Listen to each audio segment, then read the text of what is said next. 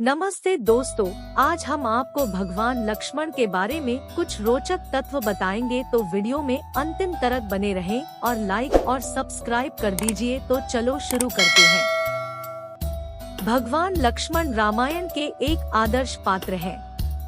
इनको शेषनाग का अवतार माना जाता है। रामायण के अनुसार राजा दशरथ के तीसरे पुत्र थे। उनकी माता सुमित्रा थी। वे भगवान राम के छोटे भाई थे। इनकी पत्नी उर्मिला थी, जो कि सीता की छोटी बहन थी। इन दोनों भाइयों राम लक्ष्मण में अपार प्रेम था। उन्होंने राम सीता के साथ 14 वर्षों का वनवास भोगा था। कौशल्या और कैकेयी इनकी सौतेली माता थी। इन सभी चारों भाइयों की एक बड़ी बहन जो कौशल्यानंदिनी देवी शांता थी। उनके अन्य भाई भरत और शत्रुघ्न थे। भगवान लक्ष्मण हर कला में निपुण थे, चाहे वो मल्लयुद्ध हो या धनुर्विद्या। यद्यपि भारत में भगवान लक्ष्मण जी का अलग सा मंदिर विरल या बहुत कम है, क्योंकि मंदिरों में श्री राम तथा सीता जी के साथ सदैव लक्ष्मण जी की भी पूजा होती है। भगवान लक्ष्मण जी की विशेष पूजा में उन्हें नीलकमल पुष्प अर्पित करना चाहिए। अपने परिश्रम से कमाए हुए धन का छोटा सा भाग या चावल के कुछ दाने श्रद्धा और विश्वास से भगवान लक्ष्मण को अर्पित करने से अपने भक्त की सदैव रक्षा करते हैं। आदर्श भाई। भगवान लक्ष्मण एक आदर्श अनुज है। राम को पिता ने वनवास दिया, किंतु लक्ष्मण राम के साथ स्वेच्छा से वन गमन करते हैं। ज्येष्ठानुवृत्ति, स्नेह तथा धर्म भाव के कारण श्री राम के साथ उनकी पत्नी सीता के होने से उन्हें आमोद प्रमोद के साधन प्राप्त है, किंतु लक्ष्मण जी ने समस्त आमोदों का त्याग कर केवल सेवा भाव को ही अपनाया। वास्तव में लक्ष्मण जी का वनवास श्री राम के वनवास से भी अधिक महान है। लक्ष्मण जी सीता स्वयंवर में अपने बड़े भाई राम पर परशुराम के क्रोध को स्वयं में समाहित कर लिए थे और वाद विवाद में परशुराम के क्रोध और घमंड को चकनाचूर कर दिए थे, जिसमें लक्ष्मण जी का तर्क था कि शिवधनुष के लिए अगर परशुराम प्रहार करेंगे तो श्री राम की रक्षा के लिए लक्ष्मण भी प्रहार करेंगे। यह प्रसंग आज के आधुनिक युग में बहुत सार्थक सिद्ध होती है कि हमें अपने से अधिक शक्तिशाली लोगों के दबाव में नहीं रहना चाहिए और जहां विरोध करना स्वाभाविक हो अवश्य विरोध करना चाहिए। प्रसिद्ध श्लोक श्री राम बिन सुनी अयोध्या, लक्ष्मण बिन ठकुराई। भाई के लिए बलिदान की भावना का आदर्श। अपने बाल्यकाल से श्री राम की परछाई बने रहने की परीक्षा तब सामने आई जब श्री राम को 14 वर्ष का वनवास हुआ। यद्यपि भगवान लक्ष्मण को वनवास नहीं हुआ था, परंतु वे फिर भी वन को साथ गए थे। इसके अतिरिक्त दुर्वासा ऋषि के आगमन पर श्री राम के वचन बंधन के कारण लक्ष्मण जी को मृत्यु दंड मिला। तब राजदरबार में हनुमान जी के परामर्श पर श्री राम ने मृत्यु दंड के स्थान पर लक्ष्मण जी का त्याग किया, परंतु लक्ष्मण जी ने बड़े भाई के वचन का मान रखने के लिए सरयू नदी में जल समाधि ले ली थी। वाल्मीकि रामायण के अनुसार दानव कबंध से युद्ध के अवसर पर लक्ष्मण राम से कहते हैं, हे राम, इस कबंध दानव का वध करने के लिए आप मेरी बलि दे दीजिए। मेरी बलि के फलस्वरूप आप सीता तथा अयोध्या के राज्य को प्राप्त करने के पश्चात आप मुझे स्मरण करने की कृपा बनाए रखना।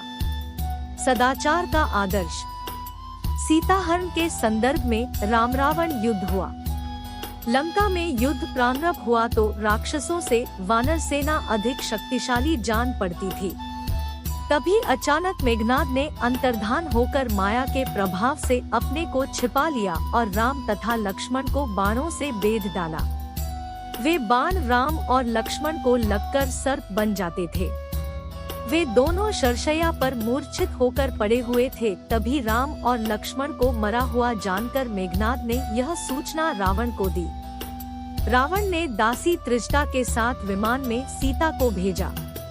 वह मूर्छित राम तथा लक्ष्मण को देखकर विलाप करने लगी। त्रिजटा उसे अशोकवाटिका में ले गई तथा समझाने लगी कि यदि राम न रहे होते तो पुष्पक विमान हमें लेकर न उड़ता, क्योंकि यह विधवा स्त्रियों का वहन नहीं करता है, अत वे मात्र अचेत होंगे। अगर आप यहाँ तक वीडियो देख रहे हो तो लाइक और सब्सक्राइब कर दीजिए ताकि आपके पास सबसे से पहला वीडियो का नोटिफिकेशन आ सके। वैराग्य और धर्म की मूर्ति। बड़े भाई के लिए 14 वर्षों तक पत्नी से अलग रहना वैराग्य का आदर्श उदाहरण है। यद्यपि भगवान लक्ष्मण को अत्यधिक भ्राता प्रेमी होने का आरोप लगाया जाता है, परंतु भगवान लक्ष्मण धर्मयोगी और निष्पक्ष थे और इसका प्रमाण उनके जीवन काल के कई घटनाओं को तर्कपूर्ण विचार करने से ज्ञात होता है। जैसे माता सीता के अग्निपरीक्षा के समय श्री राम पर उनका क्रोध और विद्रोह करना उनके निष्पक्षता को प्रमाणित करता है। अपनी पत्नी उर्मिला को वन के कष्टों से दूर रख राजकुमारी की तरह अयोध्या में छोड़ना, 14 वर्ष के वनवास काल में ब्रह्मचर्य का पालन करना उनकी सच्चे प्रेम की निशानी है।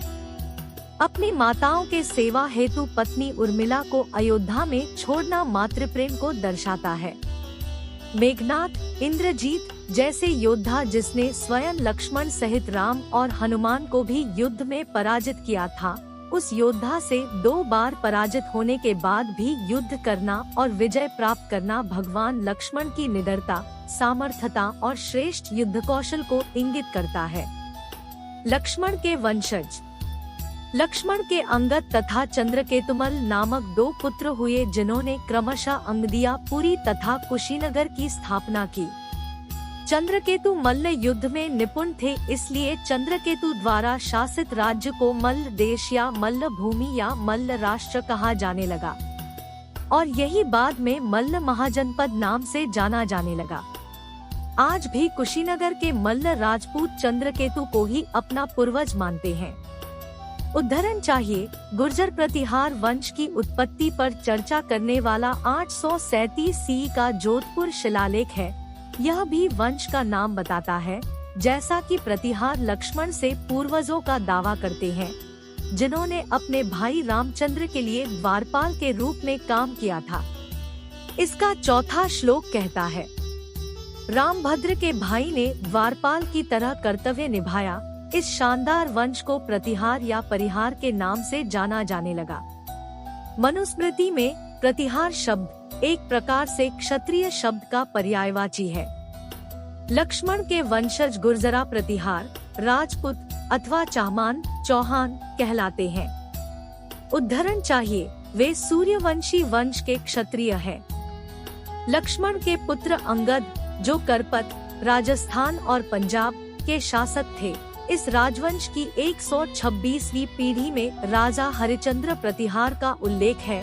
590 एडी। दक्षिणापथ की ओर बढ़ते हुए राम, सीता और लक्ष्मण एक निर्जन तथा धनहीन प्रदेश में पहुँचे। वहाँ एक शीघ्रगामी व्यक्ति भी मिला, जिसने बताया उस नगरी के राजा का नाम वज्रकर्ण है। सुव्रत मुनि का उपदेश ग्रहण करके उसने निश्चय किया था कि जिन मुनियों के अतिरिक्त किसी के सम्मुख नमन नहीं करेगा। उसने अपने दाहिने अंगूठे में सुव्रत की दृष्टि से अंकित मुद्रिका धारण कर ली है। इस बात से रुष्ट होकर राजा सिंहोदर ने उसे मार डालने का निश्चय किया। अगर आपको ये वीडियो पसंद आया होगा तो लाइक और सब्सक्राइब कर दीजिए और साथ में बेल आइकन ऑन कर लीजिए ताकि आपके पास हमारे वीडियो का नोटिफिकेशन सबसे पहले आ सके। धन्यवाद।